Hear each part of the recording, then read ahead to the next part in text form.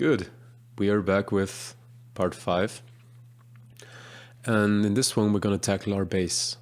And the bass is a very crucial instrument, even though it sometimes is a little bit underappreciated, because in at least some styles of music, you will hear, okay, well, I don't even hear the bass, so why is it necessary? And, I get where people are coming from, because a lot of times bass is a bit of a more supportive instrument.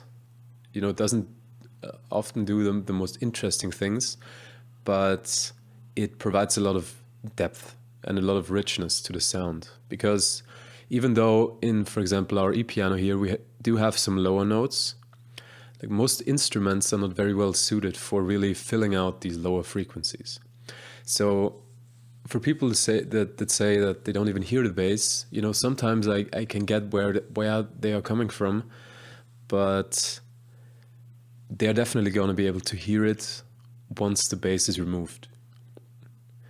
Because all of a sudden you lack a lot of richness and depth in your music.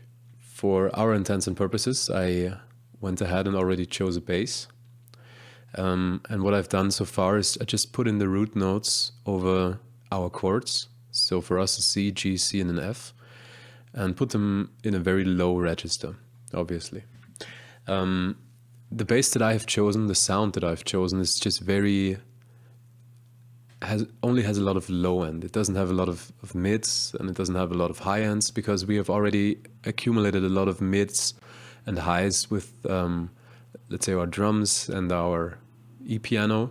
So I want something that really sits only down at the low ends, because while it may seem like it's obvious that bass always only have a lot of low ends, there are some types of bass that can really be rather aggressive, with a lot of distortion, so that they can sound very, very overbearing to the rest of our music. But I really, I want to have my bass just be focused down at these very low frequencies. I can show you what it sounds like. So here it is. It has a little bit of a percussive character at the beginning, but then it just sustains a very low, very bass heavy note.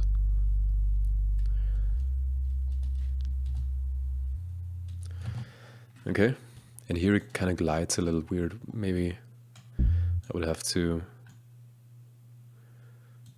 I'd have to reduce it a little bit at the end so that it doesn't glide from one note to the next. Okay, yeah. I mean, the type of bass you choose obviously needs to reflect what you're composing, but just in case you're following along close to what I have been doing so far, I would probably suggest you just use a bass that's not very high or mid-end heavy. So for example, if we listen to some of those, you can see that this is a bass that's also has a lot of distortion.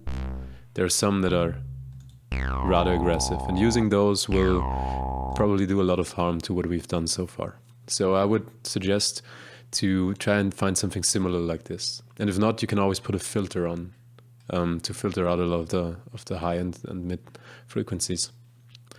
The good thing about writing bass is a lot of the times you don't actually have that many options which notes to choose, because especially in the low ends, picking something different than the root note itself can sound very dissonant very quickly. So putting in the root notes for each chord will sound perfectly fine, and in a lot of cases actually is all the things that a bass does, just providing some of the low end to the more interesting stuff that's happening above. So if we take a listen, I will turn off and turn on the bass as I go along, so you can really hear the difference the bass makes in our music. Okay, so let's take a listen with bass. Turn it off.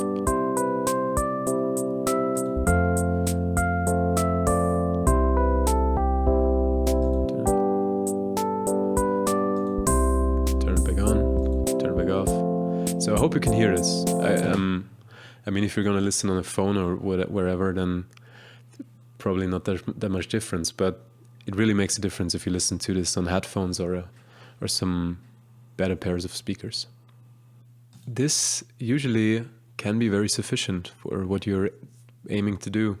And this is also something that the bass often, as I already said, does. It just sustains one note, gives the music a little bit more depth, and you can move on to the next part. But obviously I don't want to end this part here, because there's a few more things that the bass can do in case you want to do something a little bit fancier. But yeah, depends on what you're aiming to do. One technique that you find quite often is the bass mimicking the pattern of our bass drum, of our kick drum. And what we can do is we just basically copy the notes of our kick drum and rearrange them in a way that they fall onto the notes of our bass. And in here, like this. And it gives the kick drum a little bit more of a sustain, a little bit more depth. But you would probably want to do something like this. You want to sustain them as well. So let's listen. This is a technique that will almost work almost any time, 99% of the time. So just take a listen.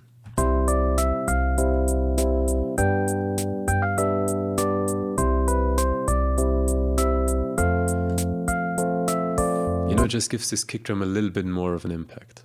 The cool thing with the bass is, since it, at least with our bass at the moment, since it is not as clicky, not as noticeable as our kick drum, you can give it, a little bit more complexity without it sounding too crowded all of a sudden. Because if I would spam the bass drum through all of my different, I don't know, if I would spam the bass drum on the grid here, it's gonna sound very, it's a little bit too much. But that's a problem that's not as prevalent with our bass. So what we can do is actually give it a little bit more rhythmic complexity without it sounding too overpowering to the rest. So if we take a listen, for example, splitting it here. And in this particular bass, I don't know, it doesn't sound very nice. You have to have a little bit of a gap for the bass to really be noticeable on the next hit. Otherwise, it's just transitions very seamlessly from one note to the next. I don't know. In your case, this might be different. And here, again, pull this back.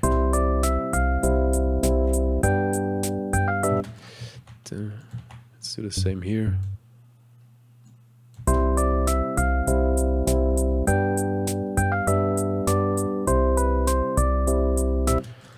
And maybe here switch it up a little bit, break the pattern.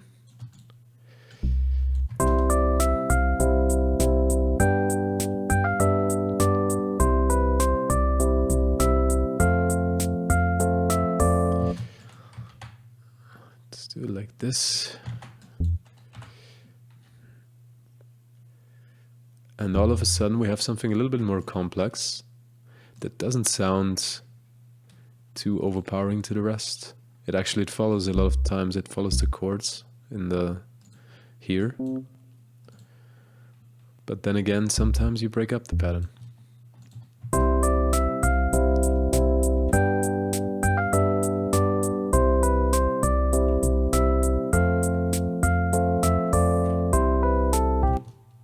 Okay, now that we have the first part and I'm quite satisfied. I'm sorry if you hear construction noises, by the way.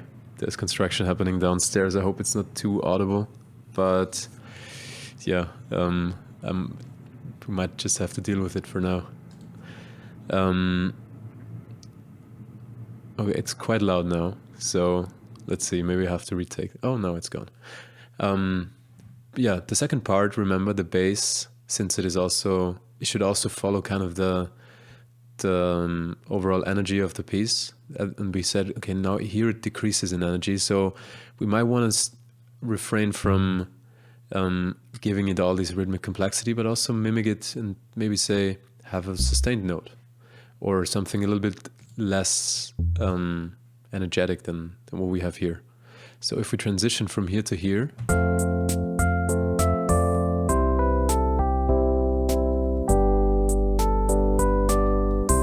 it might actually be kind of nice to just leave it at this, or simply follow the bass drum. Say, okay, I'll follow this and this. Can also work. It's up to you. You know, it's up to you. I think I like it like this, actually.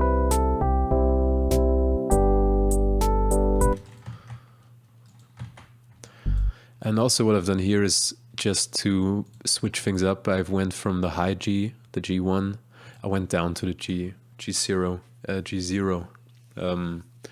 Just, you know, to, I don't know, it's always good to break a pattern from time to time. I guess that's one thing that you can really learn from this, is just, you know, switch up things from time to time and it will sound a little bit more interesting.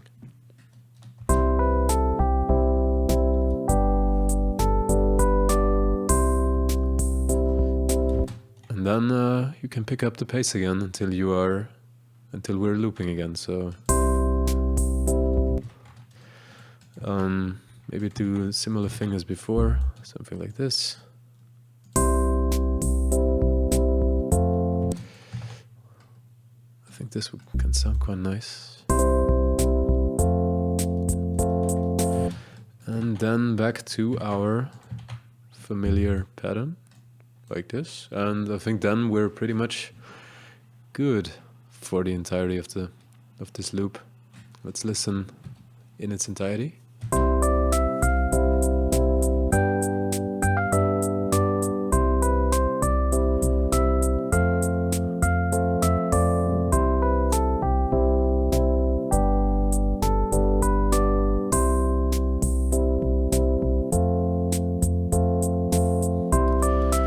Yeah,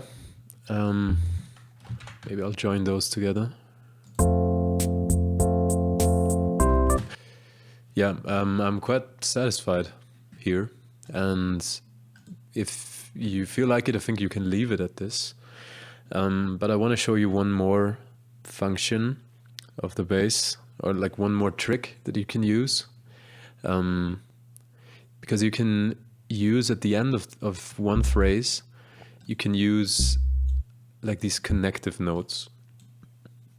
And in my case, if you want to go from a C to a G, you can have this transition a little bit smoother if you, before you hit the G, if you make a note, sorry, if you make a note that is close to where you're going to, just so the bass line kind of foreshadows the harmonic movement a little. Yeah, so you can do this for most of these. So, and it will sound pretty good. But, you know, it depends if that's what you're going for. Take a listen.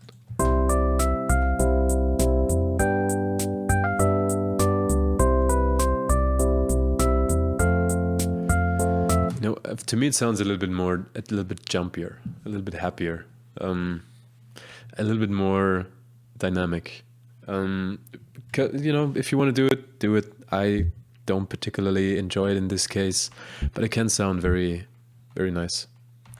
Okay, I think we can leave it at this for this part. We have a very solid bass line. And yeah, remember, it's, you know, just keep it safe, keep it simple. There's a lot that can be done wrong with the bass, especially if you move and shift those notes around. But yeah, I'm satisfied. I hope you are too, and I'll see you in the next one. Bye bye.